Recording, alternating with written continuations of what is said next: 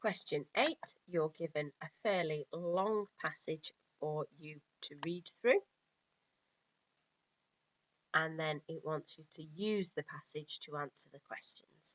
So question 8.1 is the idea that the Crohn's disease symptoms of swelling of the lining of the intestine could be triggered by a pathogenic bacteria in the intestine, and it tells us that in lines 6 and 10. So suggest how.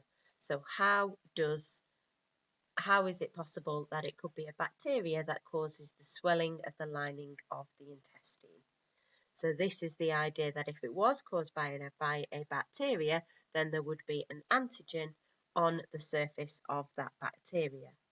That antigen would be detected by a specific T cells. Those T cells would then reproduce by mitosis, so you would get more T cells being produced or faster T cell production, and they would be able to go against the normal bacteria.